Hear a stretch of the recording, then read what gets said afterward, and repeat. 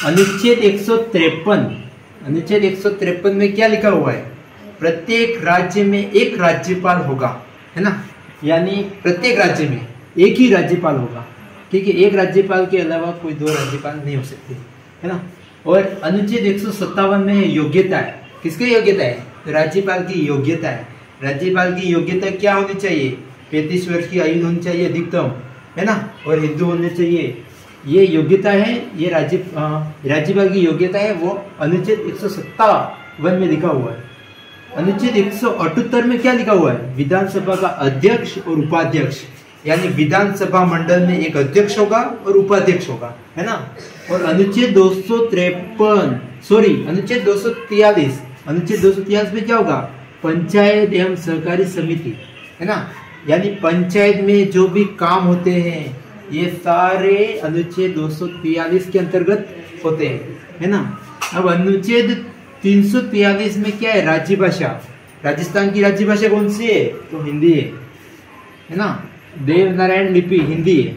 हिंदी कौन सी है? राज्यभाषा, अनुच्छेद 343 के अंतर्गत। और हम बात करते हैं अनुच्छेद 370, ये विशेष सबसे महत्वपूर्ण, ये वर्तमान में अभी हटा दिया गया है ना। 370 को हटा दिया गया है। क्यों? क्योंकि अनुच्छेद 370 जम्मू कश्मीर को एक विशेष दर्जा मिला था, है ना। अनुच्छेद 370 जम्मू कश्मीर को एक विशेष दर्जा प्राप्त था, जो अपना संविधान खुद बना सकता था, ठीक है। जम्मू कश्मीर अपना संविधान खुद बना सकता था, जिसको अभी हटा दिया गया।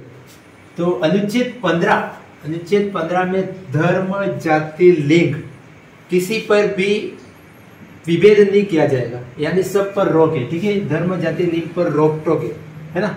और अनुच्छेद 21 6 से 14 वर्ष के बच्चों को शिक्षा का अधिकार है, ठीक है।